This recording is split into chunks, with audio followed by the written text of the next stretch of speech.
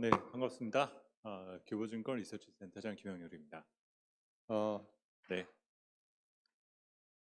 이미 그 앞선 세션에서 상당히 매크로한 내용들 많이 들어오셨을 테고요. 저는 이런 바뀐 투자 환경에서 우리가 앞으로 지향해야 될 투자의 방향 등에 대해서 조금 설명드릴 수 있는 시간을 가져보겠는데요. 오늘 뭐 폴리크라이시스라는 용어도 그랬었고, 주제라든지 아젠다 등이 상당히 개인적으로 동의하고 공감하는 부분 등이 많습니다. 특히 저 부재 부분에서 40년 만에 찾아왔다라는 부분과 특히 인플레이션이라는 용어도 상당히 공감할 만한 부분인데요. 잠시 후에 제가 발표드리는 내용에서도 상당 부분 저 내용이 아, 담겨져 있습니다.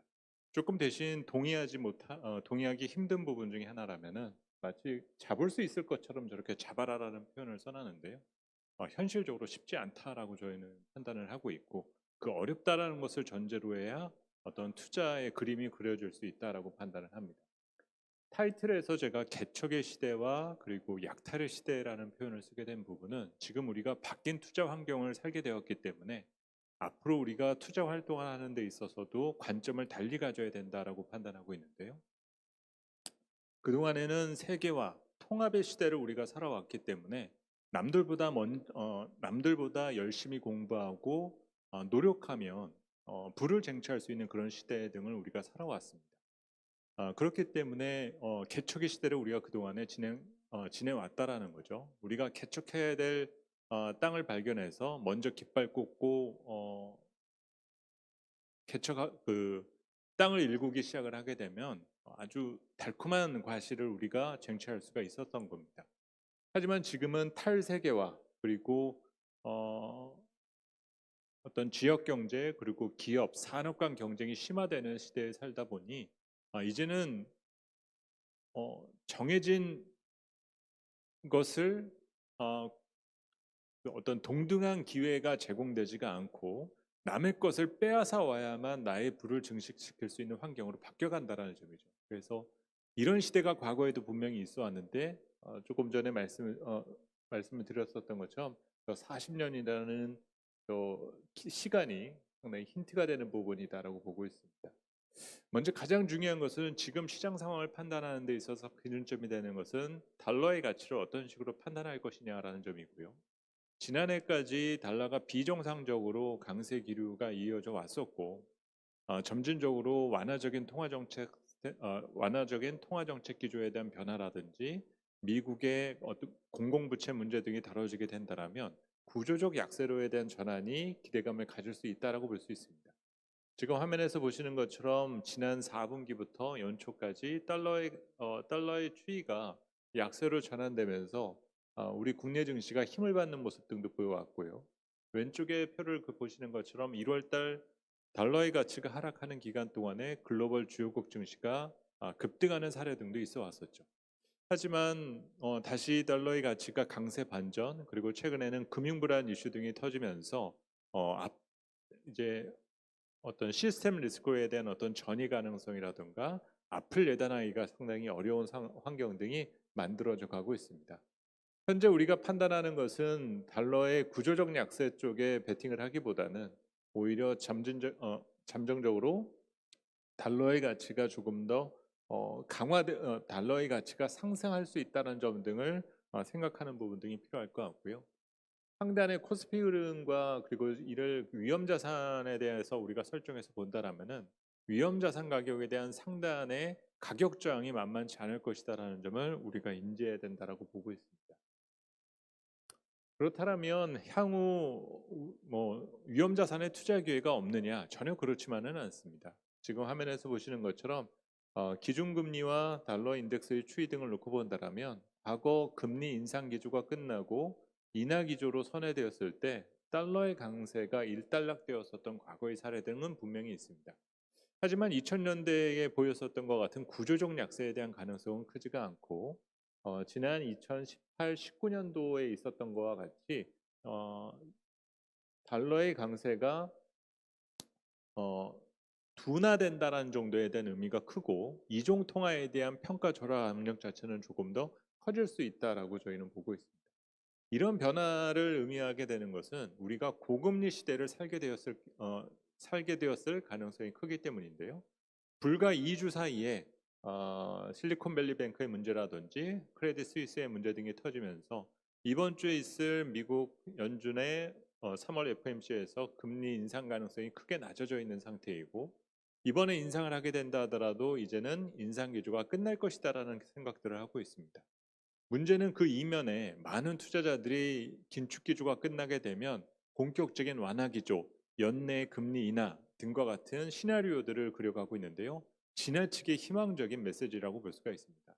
절대 이번 금융위기에 대한 문제점 등이 제기가 되고, 이 문제를 수습하기 위해서 완화적인 스탠스를 취하게 된다 하더라도 물가 문제가 다시 실물 경제를 위협하고, 특히 자산 시장의 거품이 발견되려는 조짐을 보이게 된다라면 언제든 글로벌 중앙은행 등은 금리 인상에 대한 카드를 다시 뽑아들게 될 가능성이 크다라고 보고 있습니다.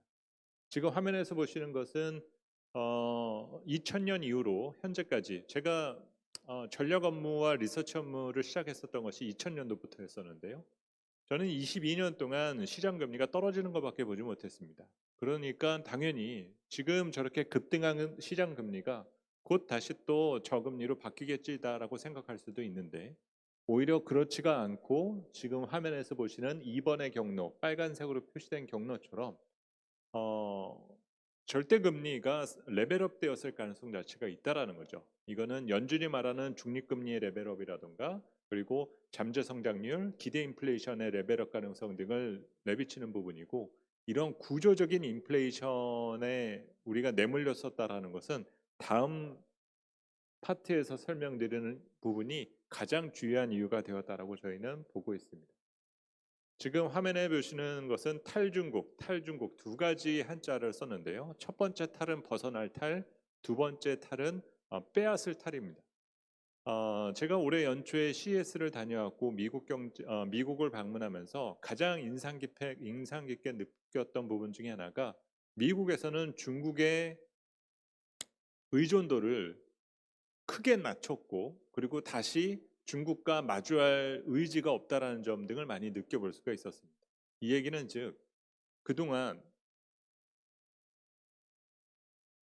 지난 3년의 팬데믹 기간, 그리고 이 팬데믹이 있기 전 2년의 무역 전쟁 기간, 어느덧 5년의 시간이 지났는데요. 이 5년의 시간이 지나는 동안 미국과 세계 경제는 중국과 거리를 두기 시작을 했고, 일종의 별거 상태를 유지를 해왔습니다.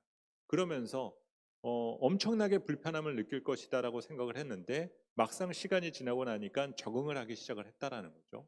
물가가 올라서 그동안 중국이 공급했었던 값싼 노동력, 서비스, 재화 등이 없어져서 조금 비싼 것들을 쓰는 것이 기분이 상하기는 하는데, 문제는 이렇게 대체하는 과정에서 일자리가 생겨나고 중산층, 그리고 가계의 소득이 상승하는 변화 등을 보이게 되니까 별로 어떤 불만을 제기할 만한 상황이 분명히 아니었다라는 것이죠. 그래서 지금의 이런 스티키 인플레이션의 가장 근본적인 이유는 지난해부터 얘기해 왔었던 공급망 문제, 우크라이나 전쟁, 여러 이벤트적인 요소 등도 있겠지만, 지난 5년 사이에 진행되었었던 저 탈중국에 대한 상황 등의 진행 등이 매크로의 환경을 완전히 뒤바꿨다라고 저희 판단을 할 수가 있습니다. 지금 화면에서 보시면 미국이 그동안 통상 장벽을 높여가는 가운데 미래의 먹거리에 대해서는 수입 규모를 여전히 크게 늘려가고 있는데요. 왼쪽에 보시면 미국 수입 시장에서 전기차, 면역물품, 축전지 등과 같은 품목 등에 대한 수입 증가율은 꾸준히 증가하고 있습니다. 단지 이 꾸준히 증가하는 것들 중에서 중국 제품만 빼버렸다라고 보시면 되는 거겠고요. 오른쪽에 있는 도표를 보시면 지난 5년 동안 미국 수입 시장에서 중국이 차지하는 비율은 약 4%포인트 감소한 반면, 이 자리를 접경 국가인 멕시코와 캐나다, 그리고 아시아 국가 내에서는 한국과 대만, 베트남 등이 그 자리를 메꾼 상황입니다. 주요 품목별로도 살펴보면 반도체와 전자부품 등의 자리를 한국과 대만 등이 대치를 했고요.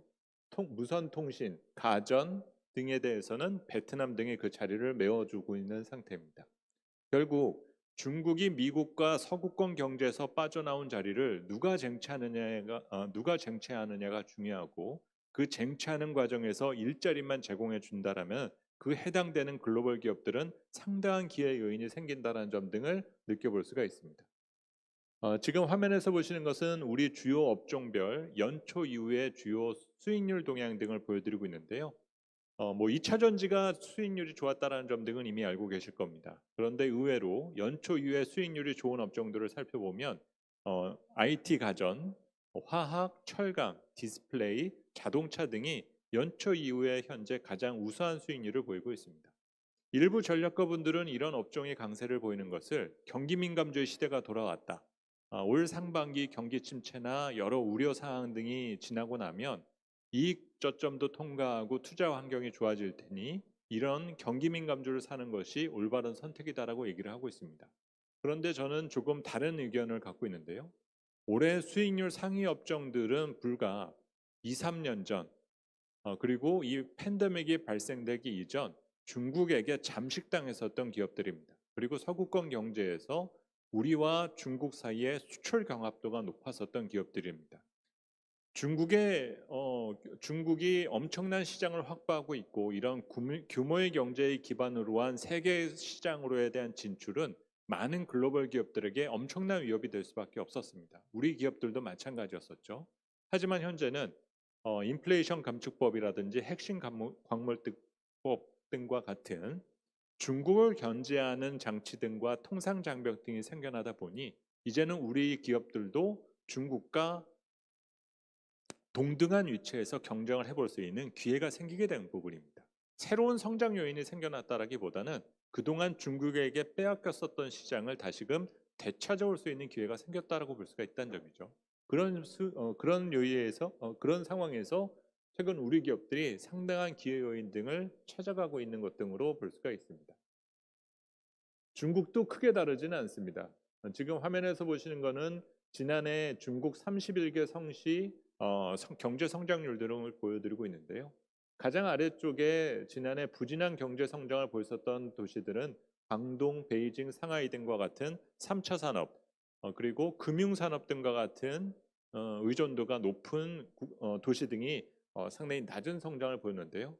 상위 10개 도시 등을 살펴보면 대부분 중서부 지역에 위치한 2차 산업, 제조업과 광물업 등을 중심으로 경제 성장을 일궈내는 도시 등이 엄청난 성장을 이뤄내고 있다는 거죠. 결국 중국도 지난해에 부진했었던 다시 경제에 활력을 불어넣기 위해서는 소비보다 투자에 좀 더 드라이브를 걸게 될 수 있는 가능성이 크다라는 점입니다. 앞으로 이런 높은 물가 환경을 극복하기 위해서 우리에게 필요한 것은 무엇이냐라는 점을 생각해 볼 필요가 있는데요. 공급을 늘리고 물가를 잡아야만 된다라고 생각들을 하고 있지만 현실적으로 쉽지가 않습니다. 오히려 그렇게 물가를 찍어 누르는 과정에 고용이 불안정해지고 기업의 채산성이 악화되는 현상 등이 나타나게 된다면 오히려 경기 침체만 촉발할 수 있는 여지 등이 있는데요. 그 문제를 타개하기 위해서 80년대에 등장했었던 것이 바로 신자유주의 경제 정책입니다. 지금 가운데 있는 그림에서 보시는 레이건 대통령, 대처 총리 등이 미국과 영국에 썼었던 경제 정책들이고요. 지금 화면에서 보시는 신자유주의에 대한 개념은 자료를 참고해 보시면 좋을 것 같고, 지금 화면에서는 규제자본주의와 신자유주의에 대한 가장 큰 차이 등을 보여드리고 있는데, 여기에서 가장 주목되는 것은 그 상단 부분에 있는 총수요 관리 정책과 관련된 부분입니다. 우리는 물가를 찍어 누를 수 있다라고 생각하는 것은 바로 규제자본주의에 대한 근거한 부분입니다. 이를 위해서는 정부와 그리고 중앙은행이 합심해서 물가를 찍어 눌러야만 되는데, 이 과정에는 경제 주체 중 기업과 가게가 상당한 피해를 입을 수밖에 없습니다. 그런데 현재 우리가 보내는 지금 사회에 정부와 그리고 중앙은행이 이렇게 공격적으로 찍어 누르는 모습 등을 보여주고 있을까요? 물론 지난해 중앙은행이 엄청난 금리 인상 등을 통해서 상당히 엇박지르는 모습 등을 엇박지르는 정책 운용 등을 해왔지만 그 부작용이 올해부터 드러나고 있는 상태입니다. 오히려 신자유주의 하에 정책 운영은 인플레이션을 찍어 누르기 위한 하나의 총수요 관리 정책에 대해서는 선언을 하게 될 가능성이 큽니다. 그리고 이 높은 물가 환경에 오히려 적응하기 위해서 경제 주체들의 그 소비 능력을 향상시키는 데 초점을 맞춰두게 될 가능성이 크다라는 거죠. 기업의 이익이 늘어날 방법, 그리고 투자를 촉진시킬 방법에 대해서 완화적 카드를 쓰게 될 가능성이 크고요. 또 가게도 소득을 높여주기 위한 방법을 취할 가능성 자체가 크다라는 점입니다. 그래서 높은 물가를 찍어 누르기보다 높은 물가에 빨리 적응하기 위한 유도를 하게 될 가능성이 크다라는 거죠. 과거 80년대 이런 문제가 미국에서 등장을 했을 때 미국의 기업들은 떨어진 채산성을 해결하기 위해서 일본 등과 같은 해외 무품과 싼 수입품 등을 수입해다가 미국민들에게 제공을 하기 시작을 했었고, 사회주의 진영이 무너진 90년대부터는 생산 기지를 동유럽 등을 비롯한 값싼 노동력을 찾아가면서 해외로 나가게 된 것이 미국 중산층의 몰락의 가장 근본적 이유가 됐습니다. 지금은 그 문제점 등을 완벽하게 해결한 모습 등을 보이고 있죠. 현재 미국 고용시장이 완전 고용 상황에 있다라는 것은 그렇게 물가가 높다라고 그 문제를 지적을 하지만 그래도 나의 월급 통장과 주급 통장은 계속적으로 꽉꽉 차고 있으니 아무런 불만을 제시하고 있지는 않다는 점입니다. 결국 지금의 높은 물가 환경이 당분간 바뀌지 않을 것이다라는 부분 등을 전제로 투자 전략을 수립하는 것이 가장 중요한 부분이다라고 볼 수가 있습니다. 지금 화면에서 보시면 각 70년 이후로 각 해당 디케이드 그 10년대별 S&P 500 지수의 평균 멀티플을 보여드리고 있는데요. 저물가 저성장이 시작되었었던 90년대 이후로는 주식시장에 허용되었었던 PER이 상당히 높은 편이었습니다. 90년대는 약 23배, 그리고 2000년대에는 18배, 그리고 2010년대에 들어서는 약 16배, 지금 미국 주식시장은 약 18배 정도를 형성을 하고 있는데요. 문제는 인플레이션 시대에는 어땠냐라는 점입니다. 1970년대와 80년대에는 주식시장의 멀티플이 70년대에는 12배, 그리고 80년대에도 12배 등과 같은 낮은 멀티플을 받아왔었던 거죠.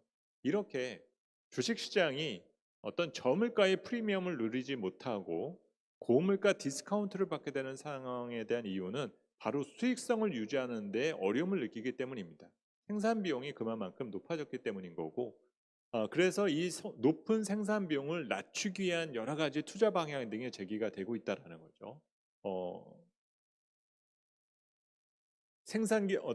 생산과 유통 기반에 대한 혁신도 중요한 부분이 될 수가 있겠고요. 또 여러 중간 물류 과정이라든지 재고 관리 과정에 대한 부분을 효율화하는 것 등이 앞으로의 투자의 방향이 될 수 있다는 점입니다.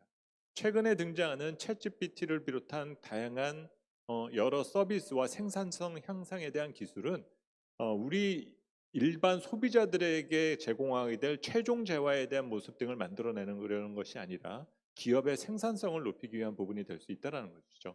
그러면 고물가 환경에 디스카운트가 적용된 자산 시장에서 투자를 하기 위해서 필요한 부분은 기대 수익률을 낮추고 자산에 대한 보유 기간을 짧게 가져가는 것이 좀 더 중요하다는 부분입니다. 오히려 이런 고물가 환경이 제거되기 이전까지는 롱 포지션 그리고 장기 투자에 대한 플랜이 오히려 핸디캡이 될 수 있다는 점을 전제해서 전략에 대한 수립을 새롭게 수립하는 부분 등이 조금 더 필요할 것으로 보여집니다. 네, 결론적으로 말씀드릴 부분은 이런 약탈의 시대에는 어, 남이 가지고 있는 밸류를 내 것으로 어떻게 만들 수 있느냐 등이 가장 중요한 부분일 수 있고요. 그렇게 또 규제 장벽과 높은 장벽을 넘어설 수 있는 것, 그리고 그것을 높이기 위한 여러 가지 장치 등을 수행하는 부분 등이 필요할 수 있을 것 같습니다. 우리가 그동안 패시브에 대한 의존도 등이 높아왔다라면 단기적으로 지금 말씀드렸었던 것에서에 대한 힌트는 액티브 환경으로에 대한 어떤 전환을 준비하고 그에 맞는 전략을 수립하는 것이 필요한 때라고 보고 있습니다. 네, 그러면 이상 제가 준비한 내용을 마치도록 하겠습니다. 감사합니다.